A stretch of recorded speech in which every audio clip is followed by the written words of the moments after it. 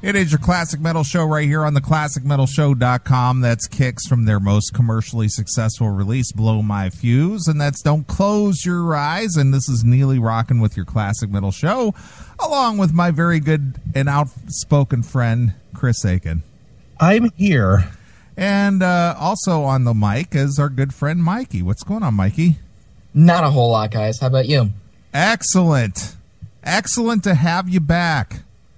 Excellent to be here. Thank you guys for allowing me to do yet one more CD review, or actually 2 CD reviews. Well, let's not get too carried away. Let's have old home week here. Let's not get right down to business. Oh God, you're gonna embarrass me again, please, for the love of all humanity. No, I just wanted to ask you your thoughts on Mr. Chris's dissertation on your coming to be. Well, I told Mr. Chris off time that I hooked my dad up to the stream. My dad and mom are downstairs, and I do this upstairs. And I did it about a half hour ago, and yes, he had it on, and I'm pretty sure she heard it. So, Neeley, so I had to be honest and let her know that it was really me reading what you sent me to say. Oh, okay, sure. Sure, absolutely. Hi, Mom. Wow. Yeah. I don't even know what to say at that point. It's just sort of just let that one sit. Well, the thing about Chris, in all the years that I've known him, he knows no shame. None. Yeah, really. Yeah, really, Chris. Jeez. I'm jumping out of this conversation since you guys are picking on me. Yeah, you played Hitler clips for Doro. Well, come on. She sounds similar. Oh my God. Probably has the same message, but no. Nice. Holy crap. Oh my God. Well, Mikey, have you started school yet? Are you in school now, or are you going to be starting school? Yeah, we start. I started the 28th. We have 2 half days, and then we started with our full days. Not a lot goes on that first week. That first semi week, you're there, nothing really happens. Why a half day? Why a half day? Half days, they kind of get the parents especially because we're a K-12 school. They get the parents ready for the kids to come and be picked up and stuff. So it helps them. It helps with orientating the newer kids to the school, et cetera, et cetera. So this wouldn't be like the Hitler brown shirts or anything like that, would it? No. Not like the Hitler Youth? No. Okay. All right. Good. We were talking about Doro. We learn about them in world history, and I believe we discussed Nazism in world literature. Wow, look at you! You're just a very well educated young fella. Why, thank you. I'm a senior, as you guys were talking about, and that's one of the things we do this year is world lit, and it's gonna be a lot harder than my other classes because it's the last year, and it's a lot of stuff thrown at you at once. It's a lot of facts, Well, why don't you bring us up to date? What is in store for the final year of high school for you, and what do you plan on moving on to once that's completed? Well, final year of high school is, well, by what I've heard, going to go extremely fast. It's going to just basically have a lot of events for the school. You have obviously homecomings and proms and other dances and intermixed within that. The graduation, as you guys know, is in June. You guys have confirmed you will be there. And then after that, we're looking at colleges kind of all over the place, but we're looking especially towards the Ohio Valley area. I like that area. My dad does things out there. He sort of works out there for General Motors. And we're considering moving there permanently. And so we're looking at colleges in that area. And my goal is to go political science major, history or econ minor to be able to move on to law school in the South or to move on to law school in Ohio State. So what is the final destination, Mikey? Senator, congressman, what? The final destination would probably be senator. I would like to be that at some point in my life. The end goal, so far as education would be constitutional lawyer. That's what I want to do. I want to argue based upon the Constitution itself and the documents that surround it, and the various decisions that make our Constitution what it is and what it does. That'd be what I'd like to do. So as a lawyer and then eventually as a senator or a congressman, how much practice lying and telling half-truths have you had to point to this date? Not a whole lot, because really at our house, lying is very frowned upon. So I haven't had a lot of experience, and I really don't find a need to lie. You know, you just tell the truth. You know, really, as much as the situation will warrant you to. I mean, if you have to, okay, if I'm out with a girl and she says, "Do I look good in this?" You know, who's gonna say no? You know, come on, guys. I would, but it's honesty, and you can say it tactfully. I guess you can say it tactfully. But that's my. What would be tactful for that? Like, no, you look good, but so do all the bitches I bang. Yeah, that would definitely not get me. That would not get me any points. That wouldn't work. No, it wouldn't. It's honest, but it's also very offensive. Just asking. As you know, we're a fan of not being offensive here, Mikey. Yeah. Oh, yeah. You guys just take that First Amendment and just stretch it like taffy all the way you can. Just take that First Amendment, folks, and just let's pull it. You know, let's look into the depth of every word. You know, all that stuff. Right. Well, what are you going to review for us, young man? Okay, well, I'm going to review for you guys the new Mad Margritt disc, Show No Mercy, as well as the new James Labrie Impermanent Resonance. Did you hear the interview I did with Eddie from Mad Margritt, Mikey? I know you did it. I have a standing policy that I will not listen to any interviews until I exit the show, until this record review is done.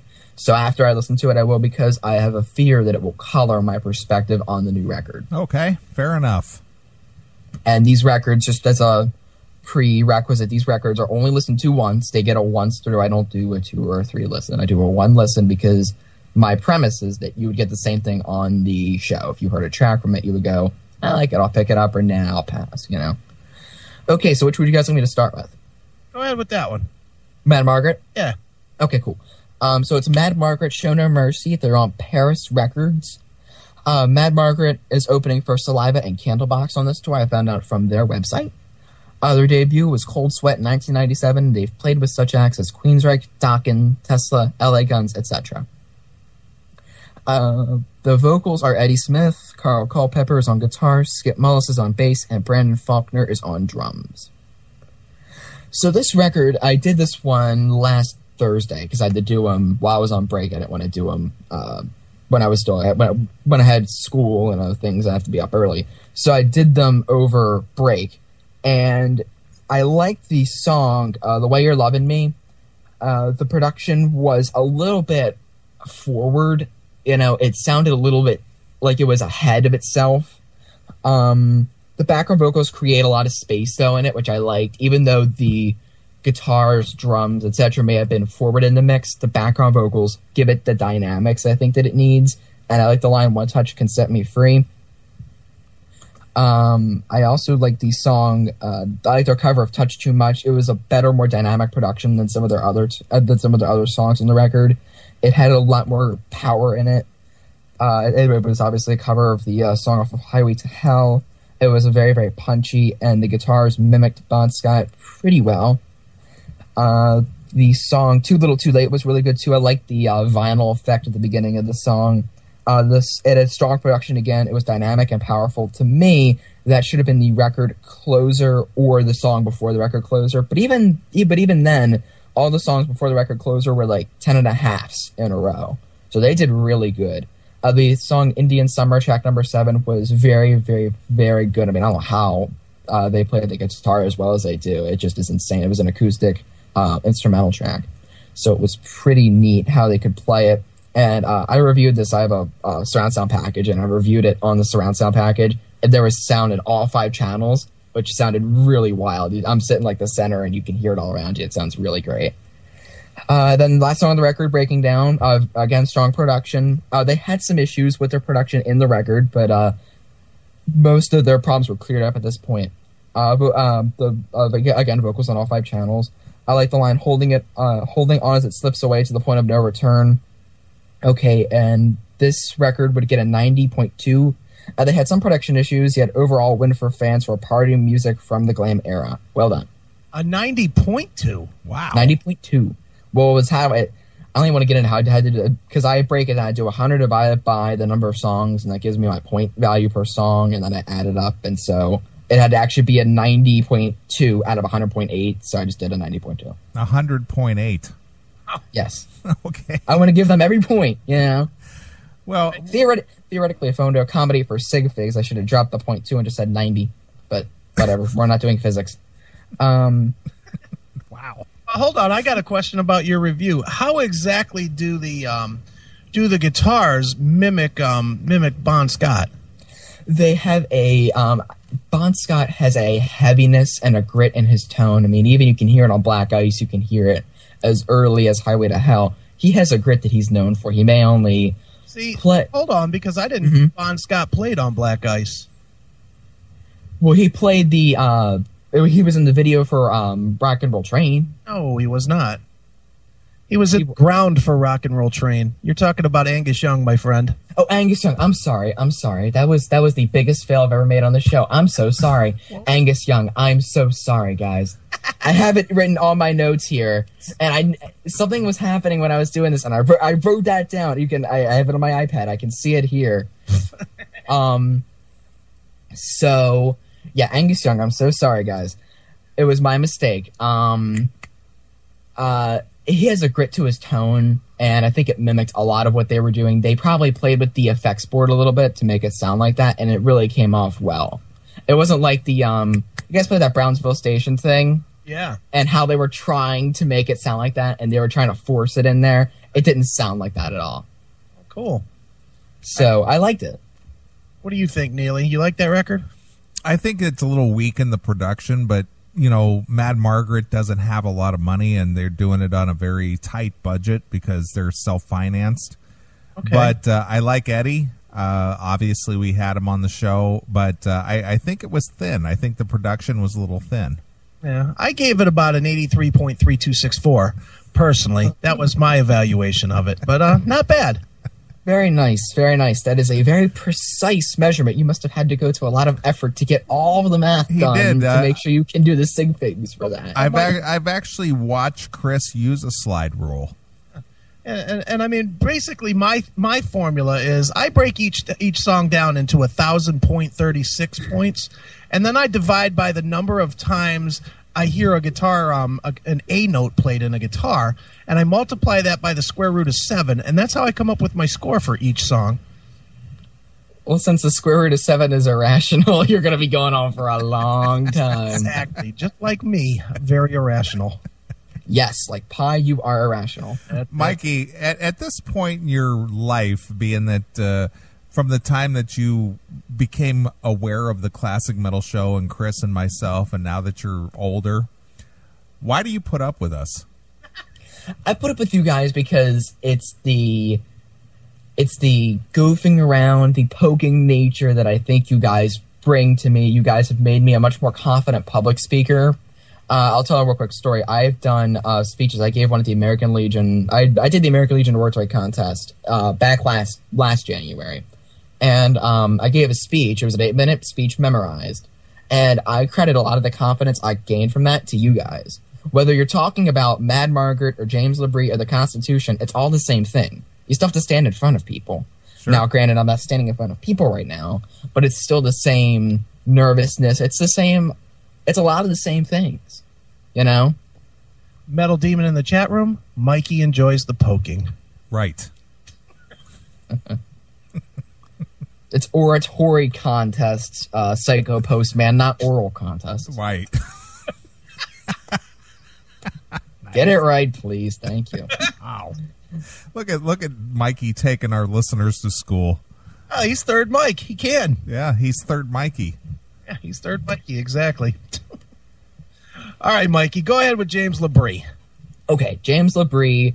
This record is Impermanent Resonance. It was on Inside Out Music and released August 6, 2013, North America. The lineup for this record is James Labrie on vocals, Marcos Fulgi on guitar, Matt Guillory on keys and background vocals, Ray Riendow on bass guitar, and Peter Wildoer on bass and screamed vocals. This review does not factor in the limited edition tracks, European, only the North American releases. And of course, James Labrie, famous for Dream Theater, his longtime band. I am not necessarily a fan. It's very concept driven. With it being concept driven, the material is too dense for me to digest. It's just too much. I don't think I've ever read that in a review before. It's too dense to digest. Not necessarily the music. The music is very, very good. I mean, Mike Portnoy is certainly an awesome drummer. You know, the talent is there. I just can't. It's the material they write about is too dense. It's too there. You know what I mean? It's too much to think about at once. It's too on top of you. I've always said that Dream Theater is the most undisciplined band in the history of recorded rock or metal, because they write these 13-minute songs that are just noodle fests so that they can feature each guy, instead of just writing 4 or 5 minute songs, you know, that feature each guy, you know, as a collective unit. Yeah, they tend to feature the individual over the group, and when you're listening to a record, it should be a group effort. Should there be a solo? I don't even know if there really should even be. You would have to have, like, again, Eddie Van Halen, George Lynch talent to handle a solo on your own. You really would. You have to have something that's going to say. You know, you have to have something to say, and you have to have talent to back it up with. So soloing, you know, everybody's got to get their noodling in, as you said, Mr. Chris.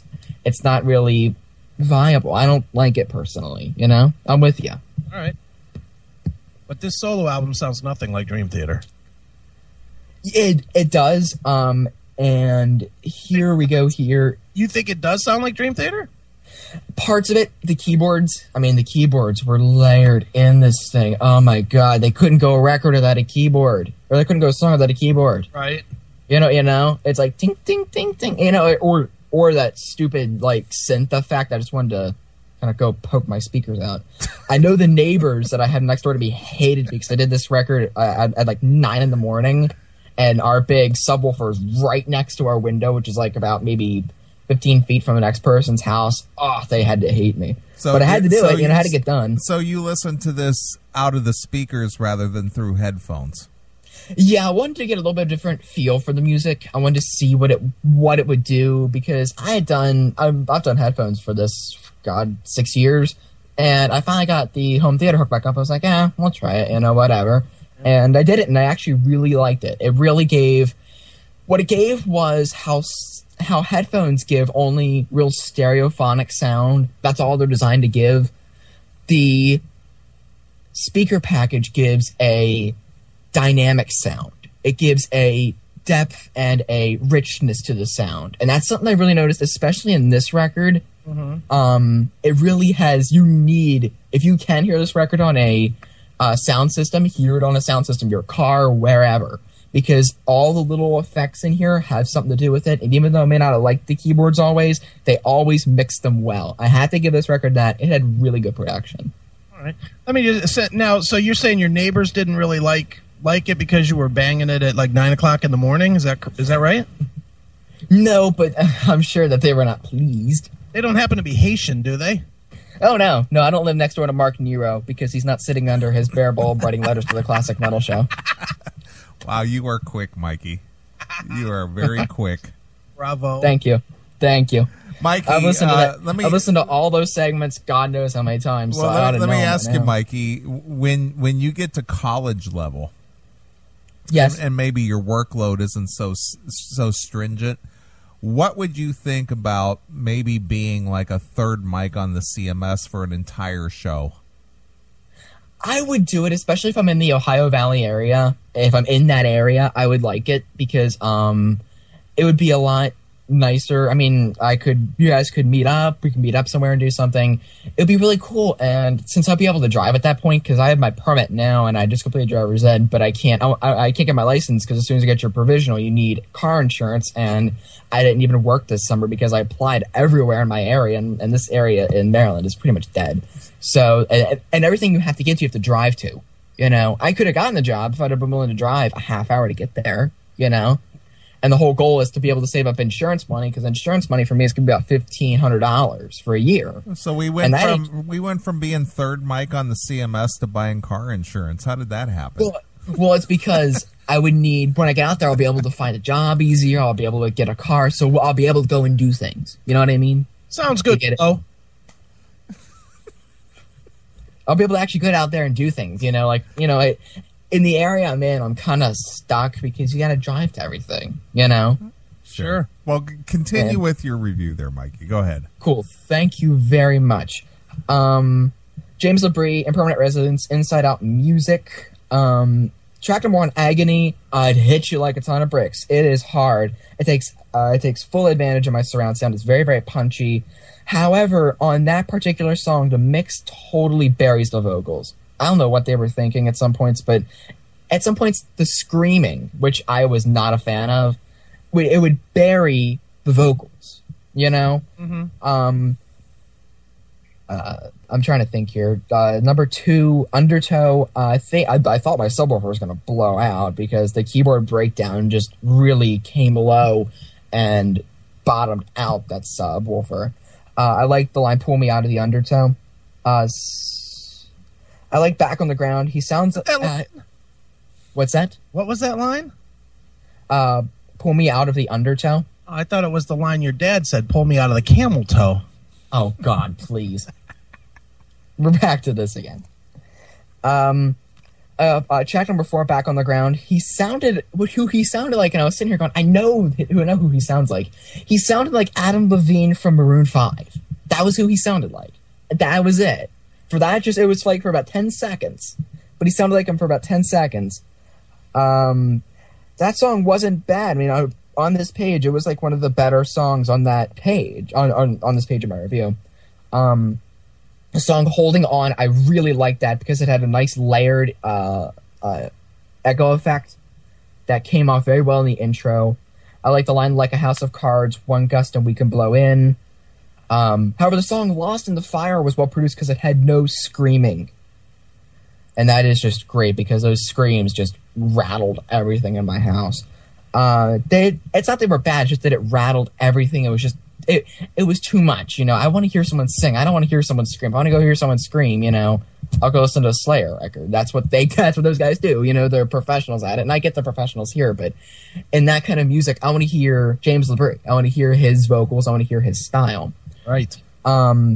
Say You're Still Mine, the piano, and that was very, very nice. And an acoustic feel with the guitar, the intro. I really liked that. Amnesia. Labrie has a decent range in his vocals. He has really good range and power. So at the end of this, the record review total would be an 83.5. It's very, very heavy. It is heavy. If you're not a heavy person, if you're not into that screaming music, I would suggest maybe going on YouTube and hearing a song and then making a decision on this record because it's real individual. And if you don't like it, if you don't like the first song, you're not going to like it. Whichever song you hear, if you don't hear it, you're not going to like it. You're not going to like the whole record. It pretty much follows. There are subtle differences, but it follows pretty much the same path. Right. Awesome. So, Mikey, you're back in school now. Let's get to what's important here. What's going on with the chicks? There is nothing going on with the chicks because this is my last year of school. This semester is what the colleges are actually looking at. Yeah. Last year and this year especially, because they want to see my performance just before I get off to college, because they can't see anything after I apply. They'll be able to get transcripts from like the first semester, and that'll be it. So this is like my last real effort, the last hurrah to really show the colleges what I'm made of. So at least for this semester, I have to stay really close to the kind of nose of the grindstone to keep myself from getting distracted, Well, Mikey, do you find yourself to be akin to the character that Michael Anthony Hall played, Brian Johnson, in Breakfast Club as the straight-A student? I am definitely not a straight-A student. I know a straight-A student. In fact, one of my friends got exempted, and exam exemptions at my school are very, very hard. You have to have a 93 in the subject all year long, and that includes exams. He got exempted. We have 6 classes. He got exempted from all 6. That's a straight-A student.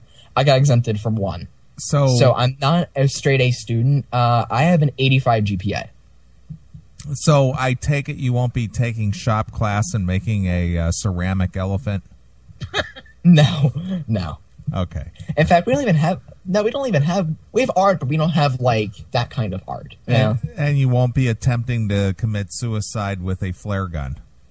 No, that would be not so fun. Okay, all right, good. I was just a little concerned there, but you've quelled my concerns. Have you picked out the kids from the art class and figured out which one you're going to let change your oil next year? No.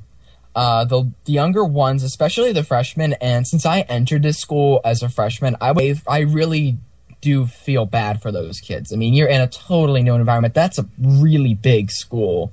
Coming at least where I came from, it was a big school, and it's a lot of adjustment. I mean, there's a lot more rules, there's a lot more responsibilities, so I really feel bad in a way for them, and I want to do my best to help them.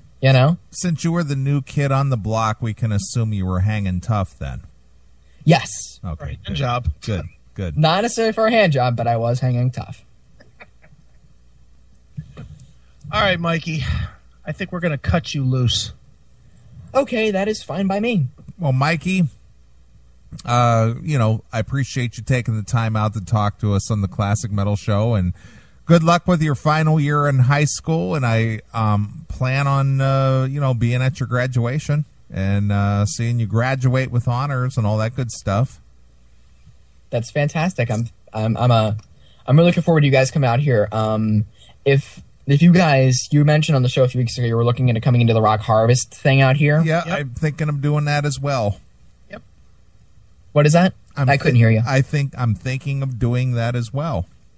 Okay. I would like you guys to actually be able to come out and my school is like 20 minutes away from my house, and just see the building. This building is insane. I've never seen a nicer school building than this, and it's something that means a lot to me because my school means a lot to me. So I definitely for you guys to see that, and that's really it. It's going to be a lot of fun. Hopefully I can go to the Rock Harvest thing. I can't go Thursday night, but I know I can go Friday and Saturday. Well, I might have to skip Thursday if I get a tour of the school. Yeah, you might actually be able to. Well, I can give you a tour of the school. I can't tell them who you are or where I know you from. They'll know who you are. But I can, you guys can get visitors passes. I can walk you through. They'll know who we are. We're famous. They cannot know who you are because I still have another 6 months there. They can't know who you are yet. Maybe we'll pass on that one so that you get through school. Yeah. You can say whatever you want. I don't care.